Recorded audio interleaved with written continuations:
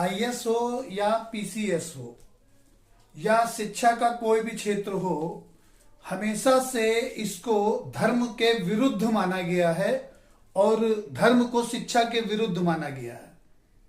सनातन धर्म को तो ऐसे प्रेजेंट किया गया है जैसे कि ये शिक्षा का दुश्मन है।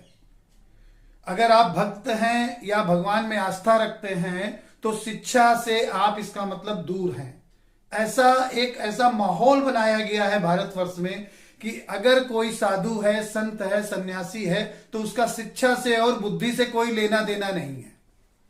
उसको ज्ञान के बारे में कोई नॉलेज नहीं है, वो रट्टा रटाया चीजें बताता है।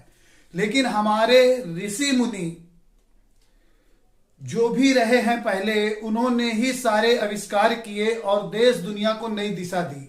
चाहे महर्षि चरक रहे हों या वेदांत जी रहे हों या धन्वंतरी रहे हों मेडिकल के क्षेत्र में, सारे ऋषि मुनियों ने नए नए आविष्कार किए जो उस समय जरूरत थी। आज शिक्षा के नाम पे वो दूसरी व्यवस्था में डाल दिया गया और साधु संत और सन्यासी और सनातन धर्म को एक दूसरे खेमे में डाल दिया गया। आज टीचर्स ऐसे हैं समाज में जो स्कूल में अगर शिक्षा देते हैं तो घर पे वो धर्म की जानकारियां भी रखते हैं।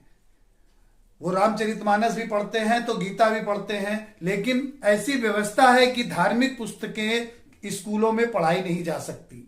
इसलिए धर्म और शिक्षा दोनों एक दूसरे से लगता है दुश्मनी हो गई है, अपवाद हो गए हैं कि अगर जो धार्मिक है वो शिक्षा नहीं ग्रहण कर सकता और जो शिक्षित है उसको धर्म से दूर रहना चाहिए।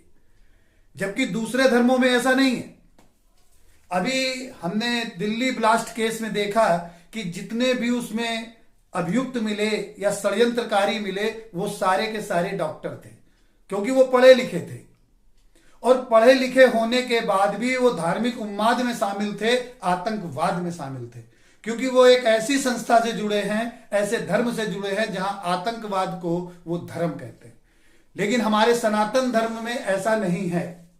सनातन धर्म हमेशा परोपकार की बात करता है कि दूसरे को भी जीवन मिले और स्वयं भी जीवित रहें, ना किसी का नुकसान करे, ना किसी के साथ भेदभाव करे।